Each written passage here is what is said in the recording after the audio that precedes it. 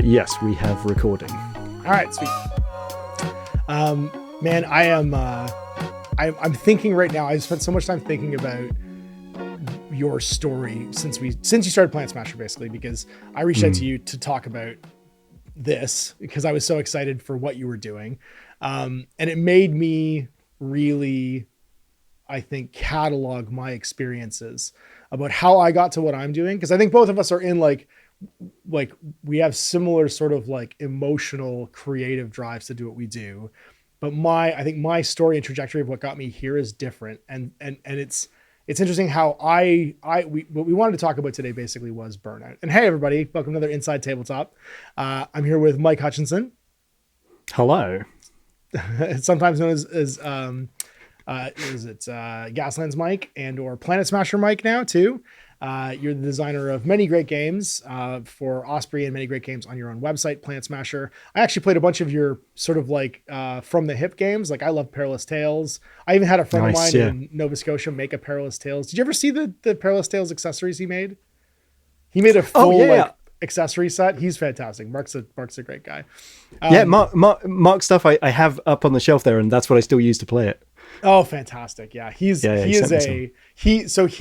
a joke, because I had there was one like RPG thing I did once where I looked like Hooper from Jaws. I think we were doing like a D&D session and somebody pulled it out and said, why is Ash in this video cosplaying as Hooper from Jaws? And I was literally dressed like Hooper from Jaws. So he showed up to HalCon this year dressed as Quint from Jaws. It was very funny. He was in a full Quint uniform. Oh my God. He did the sideburns. He looked amazing. Mark is an absolute hero. But yeah, I've been really kind of like soul searching on where we came to, because I've just experienced obviously a big pivot in what I'm doing. You're in the middle of a big pivot in what you're doing. And so we have this kind of like common ground. But I came from a different corporate world where I was kind of endlessly challenged, and I only encountered my pivot came from doing the independent stuff, because when I started doing it, it was kind of still open seas algorithmically. You could get a big sort of interest in a video because it was different still. And the algorithm in the tabletop world has kind of settled into either positive or negative voices on a given topic. So think pieces and sort of interest stuff and different stuff it doesn't get picked up. It's not possible really to do like an independent voice. And so I became really burned out trying to chase any type of like financial success in like the algorithm world, and just decided to just go 180 and just run screaming in the other direction about 8 months ago. But it didn't change the fact that I was operating independently and I was doing everything for myself. But I think the end result, like emotionally and creatively for me, is the same. So what about you? What's led you to this pivot? So my journey is really one through like tech and the ever like increasing pressures of working in like tech startups. And I worked in some big companies like the BBC and Amazon, and then started working in smaller and smaller tech startups. And like the fast forward really here is that I loved a lot of the work that I was doing and got a lot of pleasure and satisfaction out of the things that I was doing, but I was always building somebody else's dream. Yeah. And this never became more clear than the final thing that I was working at, which is through a somewhat odd route, but my company got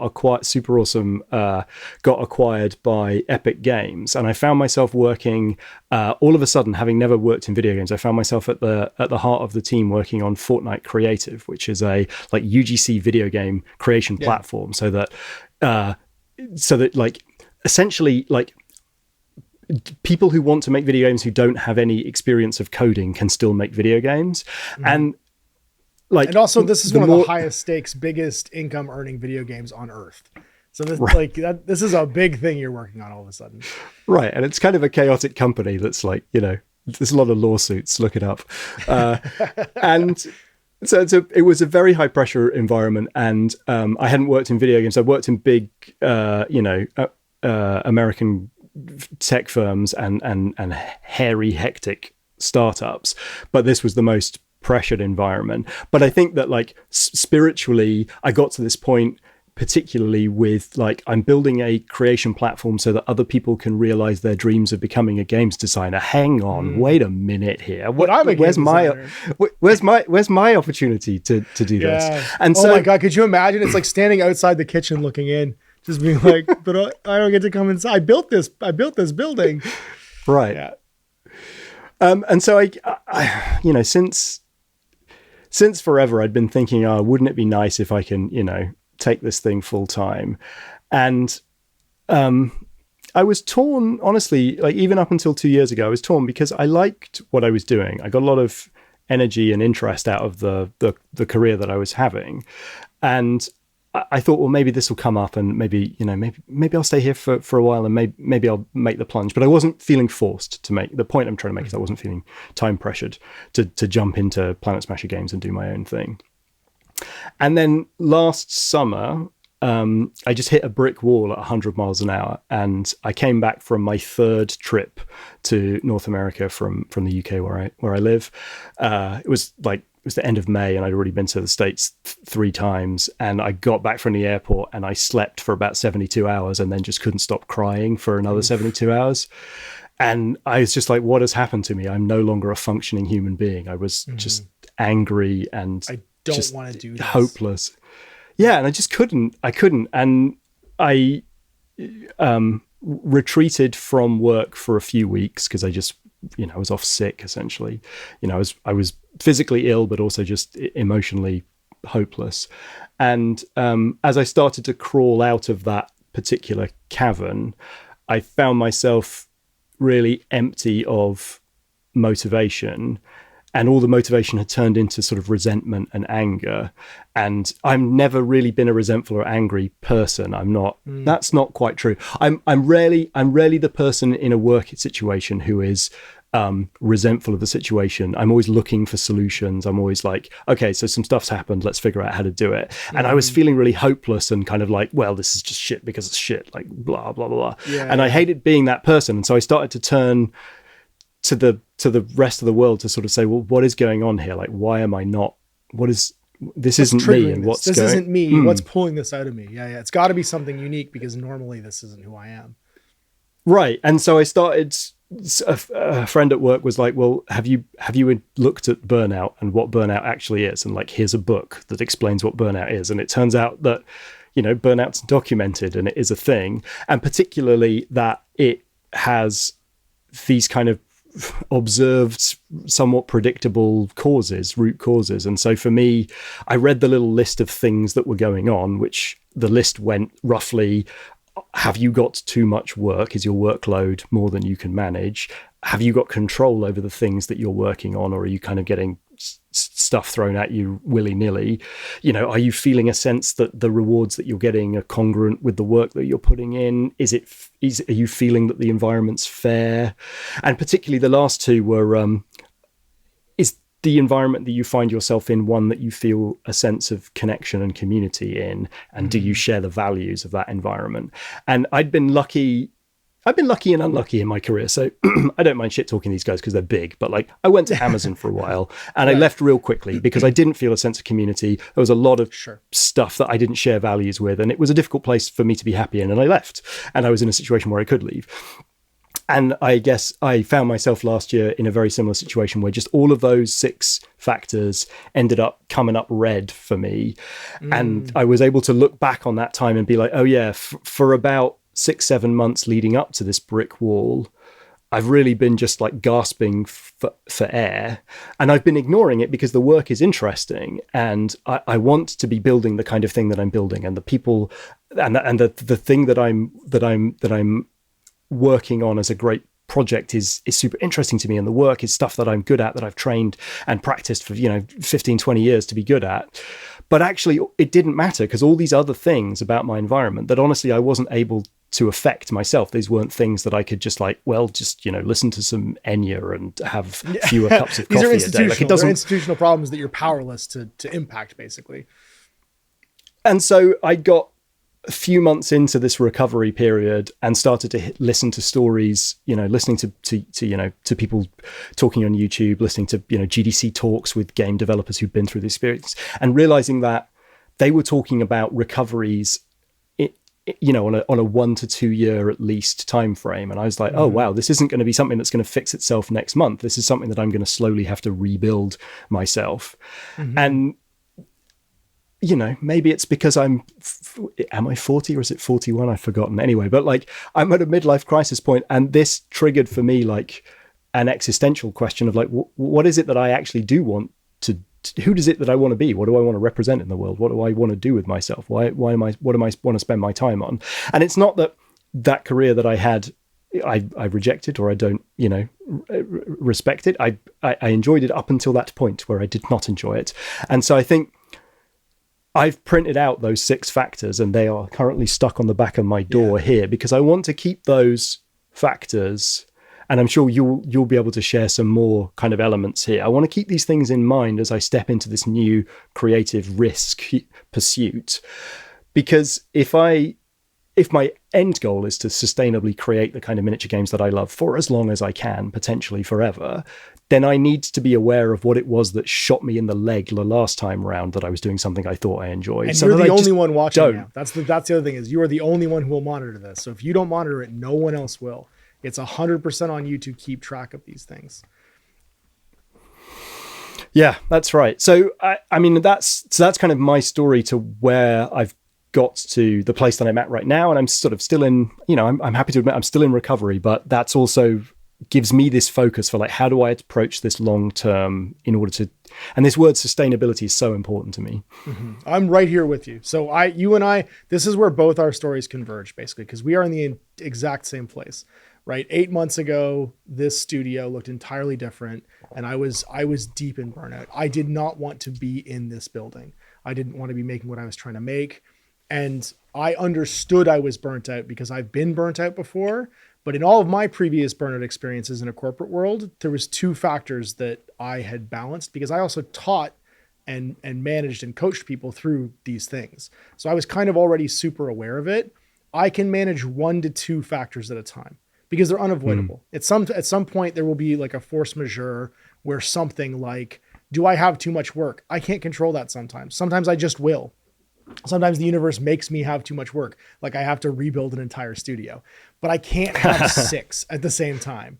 Right. Like if I can manage 1 to 2 of them, then it tethers me into hyper productive, hyper focus mode. And I know that about myself, that I can harness those things that eventually lead to burnout and then eradicate them.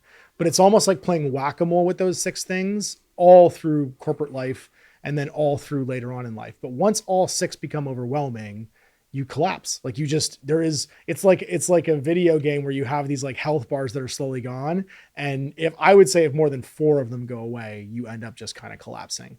The nice difference is you have more control in the sphere when it's just you, because your internal conversation and your internal dialogue, it allows you to impact them, because you choose now if you have too much work, and you can choose to put things down that aren't going to serve you and that aren't necessarily going to bring you back up to where you're at, like at least a baseline of like being able to work and stuff like that.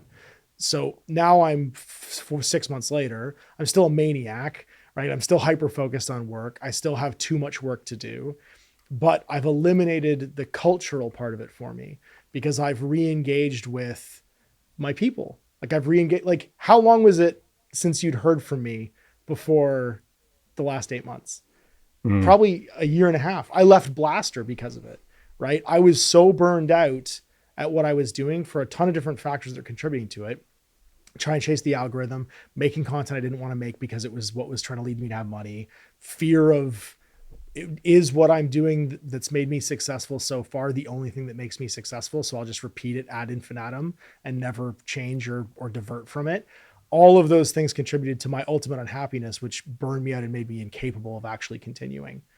And the last 8 months has been my recovery. So I'm not far off from where you were either, where I was completely, utterly collapsed by what I was doing.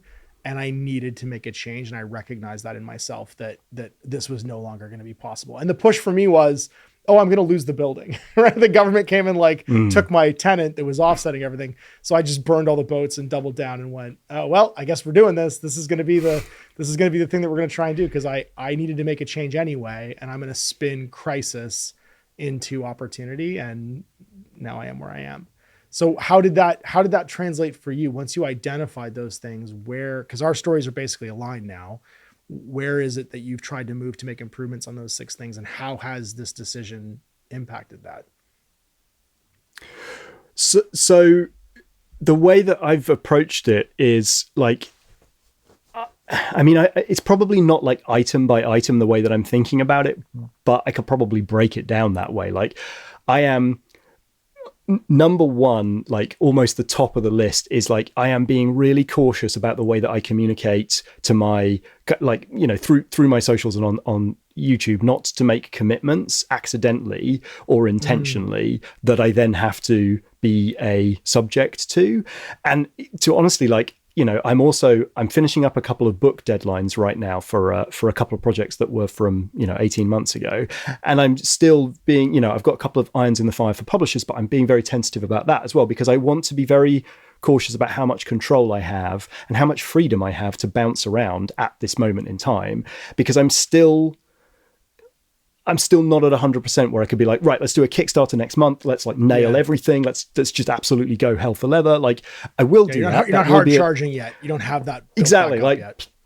The Mike of like maybe, September this year will probably be in that headspace and probably thriving in it for a while, but also cutting myself some slack. Like, even as I talk now, like I'm talking a mile a minute, and like sometimes I'm just finding myself and just being like, hey, Mike, do you want to just go play video games for like an hour? Because you're kind of getting a bit high energy here.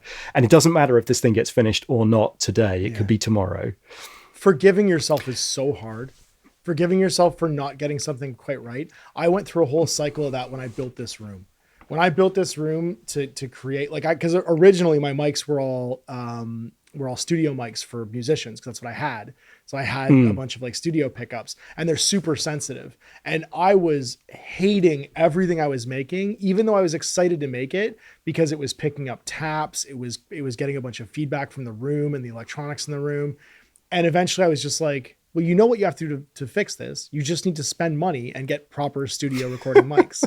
And not try and like, don't skimp everywhere. Do some things right the right way. And then as soon as I did that, and I taught myself all the ins and outs of how I was going to do a different type of audio panel, how I was going to channel and record that stuff, how I was going to edit it, taught myself, mixing and audio engineering to a degree where I was comfortable with it. I looked at those old videos, and even though I was still unhappy with the result, I didn't hate myself anymore. I didn't keep doubling down on it and be like, no, you needed to do those things to learn to do it better. So that what we're doing today, you and I, just like that Zoom video I shot with Jay that was at Guerrilla Media, which was just absolute garbage. His audio is terrible. I had to do that to get to where I am now. And it's so hard to let go of that. That negative self-talk, especially when you're doing stuff like parasocially like this, is so intrusive and so pervasive. Like I totally agree with that.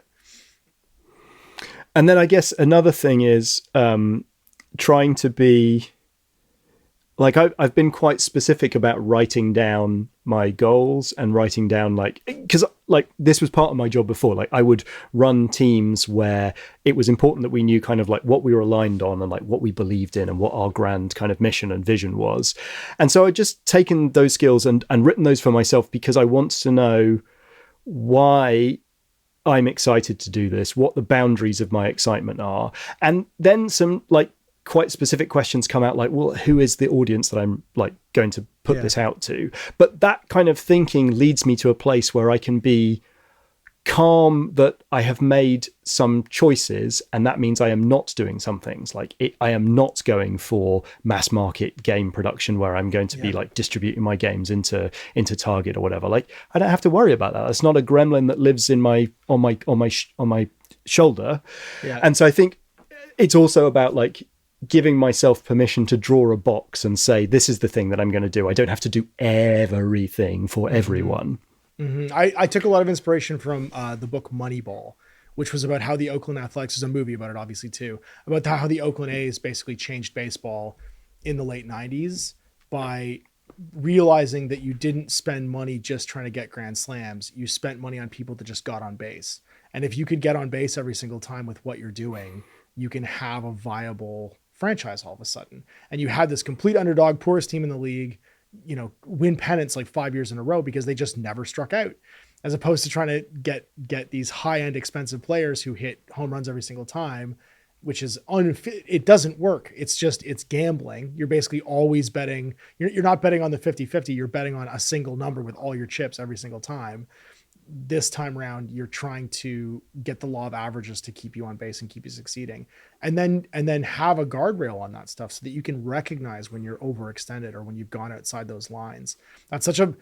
And then culturally too, I really resonate. It's funny. I should have bought stock in yellow legal pads because my whole thing is I get organized on paper before I do anything now. So it's all right. Clipboards are my thing. Yeah. We've all got something. But the idea of documenting and extroverting your values, because no one's telling us what our values are anymore. If we're not working inside a corporate environment and we're artists, we have to identify what it is we value for ourselves. And part of the pivot I did was me looking at my audience and saying, wait, who have I been seeing commenting for 10 years? Who are these people? Who are the people that have been patrons of mine for 10 years? What do they say about my videos? Oh, they make jokes about the movie reference that I made when I was filming. And they talk about the band that I'm wearing a t-shirt for. And I started to recognize that, like, oh, actually the audience I have and the way that I get to keep doing this is I need to recognize that it's all of the things that we have in common that make GMG unique. It's the fact that you and I can connect over music and movies just as much as we can connect over game design, that actually forges that community connection and those shared values. And I don't want to succeed algorithmically. So then I translate that into my business brain. I go, well, if my thing that I make is an expression of my values, I only want to talk to the people that share the same values as me. I'm not going to say something I don't believe or that I know will be responded to in a way that is, picked up algorithmically or financially successful because of that. I want to have an actual dialogue with the people that share the same values as me. So identifying that was super, super useful because it keeps me energized. I stay more motivated. I'm less prone to burnout when I can sit every Monday and talk to the patrons. And I just this past week did a free show, which we do once a month where everybody gets to participate. But there's a real, I think, feedback where I gain so much energy from that, knowing that the people that I'm talking to, if we all sat in a room together, we would have like the best meal. You know what I mean? We would have it would just be a party that would go for hours and hours and hours. We'd all talk about the last film we saw, or the last band we listened to, the last concert we went to, the last book we read, and that could just go forever.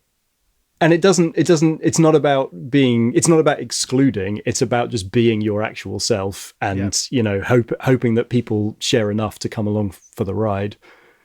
That is the thing I'm the proudest of any convention I've ever been into, is anytime someone says, oh, you're just like this in real life. Because there will be some people that interact with people on YouTube, and when they actually meet them, they're not what they saw. And because that parasocial relationship is so strong, you have to realize that once you've done this for 10 years, you'll realize this. I'm in people's breakfast routine. I'm in people's bedtime routine. I have people that I've forged like long distance friendships with that are, some of my community members, my patrons and stuff like that, who joke like that their spouse is like, oh, you're going to go spend time with your internet boyfriend, right? Like there's a whole bunch of like, there's a bunch of acknowledgement that you are inside of someone's life. So when you walk into the real world at a convention or a show or something like that, and you aren't what they expected, that immediately comes off. And I'm really proud actually of how often people are able to just instantly be joking with me and instantly be shooting the shit with me and make some kind of in joke or something like that, because I then immediately respond to that. And I don't get that parasocial thing of feeling like I'm bicycling uphill to try and meet their energy. We're just instantly basically bullshitting with each other. It's super valuable. So the other element of community that I think is super important to me getting started here, and it's 100% why I am here talking to you, is that I'm making time specifically to speak to a specific constellation of people who are near to me that are doing something similar or exactly like I'm doing, so that I've got some peers to talk to. And so I've got like a list of 8-9 people that I'm on maybe a monthly rotation with, where I'm trying to just touch base with, they're not colleagues, but they are people that are kind of doing similar sorts of things. And so we can shoot the shit. And whether that's just, whether it's just a social call or whether it's like, digesting some specific stuff, that's also really important to me, because now that I'm out on my own, I don't want to be out on my own. I need people around me. And I've been, I was super lucky that Blaster's given me a core of that. I've been lucky that there's a couple people that I've met through work that are still interested to talk to me on the regular. And so that for me is also, I now feel, oddly, although I am sitting in my own house, really only interacting with my family on the day-to-day, I feel more connected to the outside world than perhaps I did when I was on Zoom calls for 9 to 10 hours a day with work colleagues, because these are people that I am very directly choosing to spend time with, and that they get what I'm doing and are excited about the same kind of things. And even if we share different opinions on stuff, that's valuable, and I want to share that. So that for me is such important. Though. It's a very unique shared experience. So if you can collect, I think that's Blaster was a happy accident in that way, but I think that's caused us all to stay in touch and to recognize that it's very rare to find people that have similar struggles to you, that have similar challenges and have similar experiences. Even if the medium and the product is different that they're producing, that do-it-yourself, entrepreneurial, sort of devil may care, launching yourself to make something and make a go of making a living and supporting yourself doing it, requires a certain type of person. And when you find those people, staying in touch with them, even just to vent or to work out a problem with that you're too close to, because that is the big value for me, is if I'm too close to something, I completely lose perspective on it. And getting someone else's look at stuff is so, I get in my own way so often. A friend once told me that the most frustrating thing about me in her mind was that I don't take all the opportunities that are in front of me because I overanalyze them and I stop myself from grabbing for stuff. I think my way out of it as opposed to just going for it. And that's a piece of advice that will probably live with me forever. And interacting with people who've had to have that internal conversation, we all seem to hold like a piece of the puzzle, you know what I mean, at any given time. And we kind of hand it back and forth to each other, where you might not have your answer for your problem, but you might have it for somebody else, just because you can take like 10 steps back from it and see the picture that they can't see. 100%. Yeah. And working on problems by yourself, and then even just explaining them to someone else, and then you get that moment of seeing the problem through their eyes. Like, sometimes it's enough. Yeah. And then just emotional support, because I'll be honest, man, it's lonely. This 10 years from now, I'll tell you, the one thing I did not expect about doing something that I've been doing industry-wise for this long, but doing it in this way, is that it is lonely. It is lonely to work by yourself. Even though I'm surrounded by my kids, I look forward to the friends I have that come down here regularly coming down, because it motivates me to do better in all my other aspects of things, and to keep this place and to make this place a place they want to come back to, and to collaborate with them, because it is a lonely job. Being a writer is a lonely thing. There's a reason why they're all alcoholics, man. There's a reason why they all go to the bar afterwards, right? Like, all the great writers are all desperate, lonely people that can never make any relationships work. Is because it's lonely. Just checking my bourbon's out of shot. It is. Yeah. I don't know what's in this room. It's Canada. You never know what's here. I don't think there's any. But I mean, that's interesting to hear, because I have a small behind the scenes peek here, but like, most people, what I see of Ash is, you know, him playing games with his friends and being like, you know, a broadcaster on camera, and that's like a tiny fragment of the week compared to all the other bits where you're scratching in the sand or whatever you do. It's by like yourself. 10%. Yeah, it's like 10% of this, like the just sitting and editing and doing the audio stuff and making sure the space is maintained and preparing the physical media you need for projects that we do, right? Let alone to finding time to write or finding time to connect with people. And then you have to, like, this is another thing when we talk about maybe one of these other pillars, like how do you not get overwhelmed when it's just you?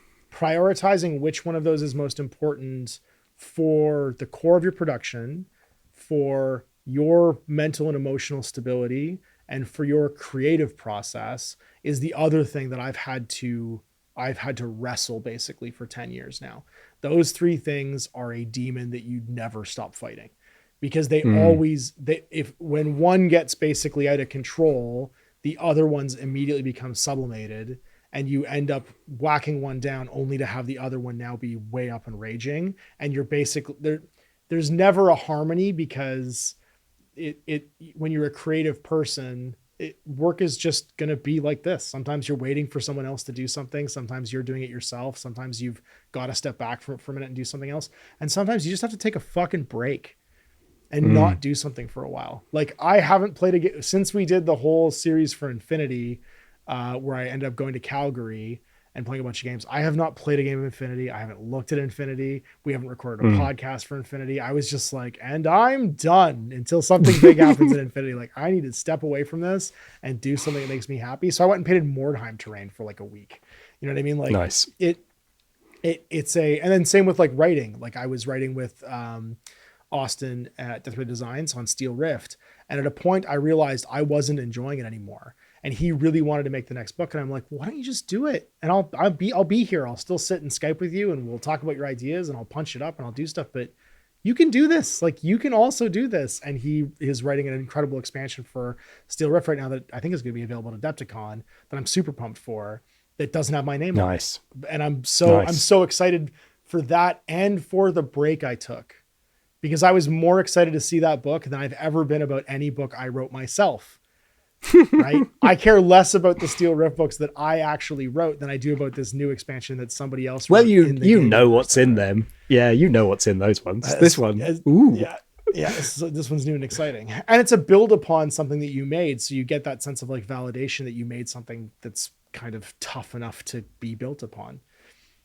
So my approach to this area, which isn't going to be everyone else's approach, and I'm not recommending it necessarily, but just to reflect on it, like, because of the habits that I've built over the last 20 years of doing tech work, like, I've been initially quite structured in setting goals for myself in these 2-week periods, and not holding myself to do every single one of them, but at least having them printed out on my wall within eyeline, so that as I get lost in the weeds or I get distracted by something else, like, I've got a way of just checking myself and just being like, hey, so you and me thought that this was going to be important this week. Are we still working on that? Should we maybe pivot off this random piece of fluff and do something actually like we said?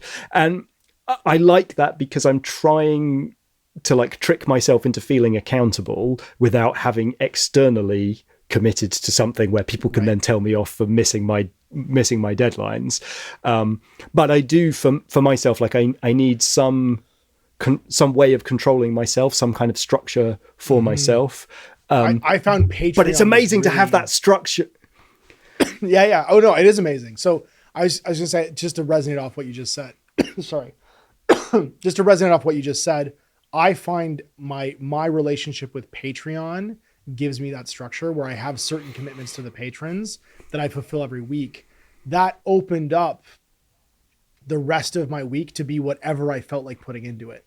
And that was so valuable, where I keep, 60% of it basically controlled. The 40% I get to play in then gives me the energy to come back to the other 60% and make sure I deliver it every single week. So it's funny how that little bit of structure, but also that little bit of playtime in the loosest sense of, like, it's more driven by the come what may, who's coming in, what people want to make. was really valuable in me maintaining that energy and avoiding burnout, because I need to be accountable, just like you said, but I also need the freedom to just fuck off and do something sometimes too. Now, I am thoughtful about the future, where there might be a possible world where some of that time is spent like shipping orders to people. And I don't know if it will be, because I'm planning on running Kickstarters and there will be some big spikes of shipping. But like, I've got a question, which is like, do I put product on my website? Do people who go to PlanetSmasherGames.com, do they buy my games from it? That would seem very natural and normal. But like, that would introduce this little new gremlin, which is like, at all times, if there's an order that someone has put in, I've got some little guilt, which is like, well, somebody just put some money down, and if I'm not getting off my butt to put some product in a Ziploc and get it sent off, like, I'm a bad person. And I'm really thoughtful about that, because all of a sudden, and I, like, gonna have to get the games to people, but like, am I going to undermine something that I'm some control, some ability to do the kind of creative work that I want, because actually I shrink my week by 2 days of, shipping orders and stuff. And I chatted to Sean Susser about this, because he does. That conversation is going to be forever though, because you're going to pick a path, and then you're going to iterate on it basically until you find the comfortable thing that is what you do. And then that too is going to change, because it's just going to become non-viable, or some structural part of it's going to change too. I think that's part of one, the forgiving yourself part, and the two, the slay your darlings part of, none of these plans are forever, because if I'm doing this on my own, I am always basically beset by the seas of the macroeconomics and world shipping. And is there a dropship logistics place that'll fulfill my Kickstarters for me? Or do I do it myself? Whatever that ends up being, you have to always be ready to pivot and be flexible, not in a chaotic way, but in I have milestones and deadlines where I check in and I go, how is everything working right now? Because once again, when you're all by yourself, man, it's hard to, sometimes you're just gripping the steering wheel, you know what I mean? And you're trying to keep the car on the road. Yeah. So we'll have to come back in a year and find out if these, what sound like positive reflections and sort of boundaries that we're putting on ourselves. We had a bad experience. We think we know what it is that we need to be on the straight and level. But I'd love to come back and find out. And, absolutely. I think we should. We'll do it. We'll do it a year to the day. Yeah. We'll do it a year to the day, because I think that in my experience, the first step to any of this stuff is acknowledging it. The second step is making it a habit, right? Making it a habit to analyze and stay on top of these things. And that's everything though. For you guys watching this, that's everything. That's mental health. That's physical health. That's your relationships. That's everything that you have in your life will become better if you check in on it and you have like actual connection and dialogue, and you find people like Mike and I are to each other that you can actually have these conversations with, that you are relating to and that you have a connection with. There is nothing here to talk about our unique situations that you can't translate back into whatever it is you feel compelled to do or that you have to do that causes burnout and that causes you to hate the thing that you're doing right now. Because we all end up needing purpose. Everybody needs a reason to get up in the morning, and having that like personal inventory and that sense of like control of your own destiny.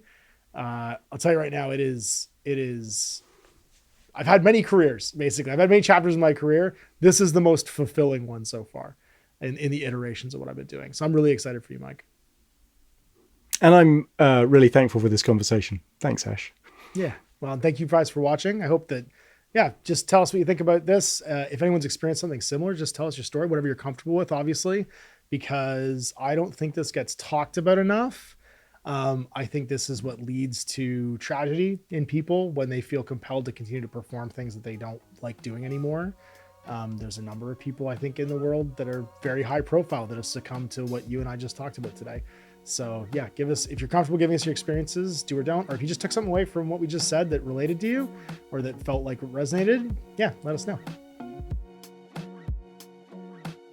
Thanks everybody for listening to another Inside Tabletop, and thanks so much to Mike Hutchinson for spending time with me. He'll be back soon for another one of these as we move forward and talk about exciting projects and things he's working on over at PlanetSmasher Games. Now, if you want to check him out, links will be in the video description. And of course, if you want to share any experiences you've had with Burnout, and if anything that we said today resonated with you, let us know in the comments. Have a great day, everybody.